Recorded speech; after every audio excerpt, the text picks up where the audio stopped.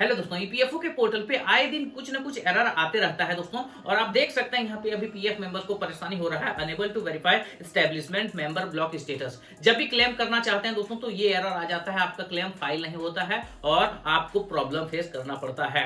दोस्तों आज की इस वीडियो में ये जो एरर आ रहा है, प्रॉब्लम आ रहा है, इसका क्या सॉल्यूशन हो सकता है इसके बारे में चर्चा करेंगे। साथ में ये एरर कहाँ पे शो हो रहा है दोस्तों, आपको कहाँ पे ये एरर मिल सकता है ये भी चर्चा करेंगे, इसका सॉल्यूशन के बारे में भी बताएंगे। वीडियो बहुत ज्यादा इंपॉर्टेंट है, लास्ट तक जरूर देखिएगा। सबसे पहले बात करते हैं दोस्तों कि ये एरर आ कहां रहा है। तो जैसे आप फॉर्म 31 पे क्लिक करेंगे ना अप्लाई करने के लिए, तो आपको बोला जाएगा कि अपना मेंबर आईडी सिलेक्ट करके।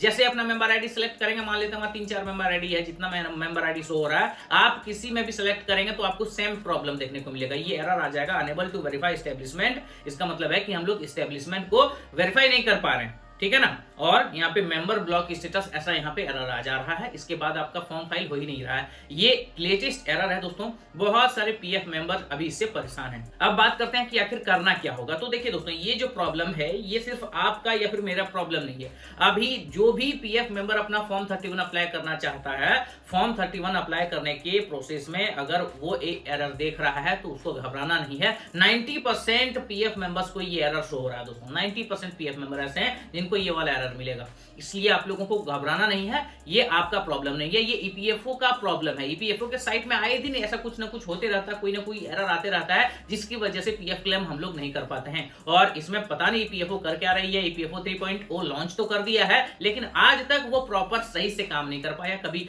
पीएफ का वेबसाइट नहीं खुलता है, कभी पासबुक का पोर्टल नहीं खुलता है, कभी खुलता है तो अप्लाई नहीं होता, अप्लाई हो जाता है तो वो क्लेम जो है वो सबमिटेड एट पोर्टल में फंस जाता है, और सबमिट भी हो जाता है तो अंडर प्रोसेस में फंस जाता है। बहुत सारे पीएफ के जो ऐसे प्रॉब्लम्स हैं दोस्तों, वो अभी देखने को मिल रहे हैं। आप क्या कहना है कमेंट करके जरूर बताइएगा। साथ में ईपीएफओ से रिलेटेड कोई भी छोटा बड़ा अपडेट अगर आप देखना चाहते हैं, टाइमली देखना चाहते हैं, तो इस चैनल को सब्सक्राइब करके रख लीजिएगा, फ्यूचर में काम आएगा। अगर आपको मेरे से कोई भी पीएफ के रिगार्डिंग सवाल करना है, 1 to 1 अगर मेरे से बात करना है, डायरेक्ट बात करना है, तो डिटेल यहाँ पे आपको देखने को मिल रहा होगा। बुकिंग लिंक आपको नीचे डिस्क्रिप्शन पे मिल जाएगा, बुक कर लीजिएगा ताकि आप मेरे से जुड़ के बात कर पाएंगे। आज के इस वीडियो में इतना ही, मिलते हैं अपने अगले वीडियो में। Thank you.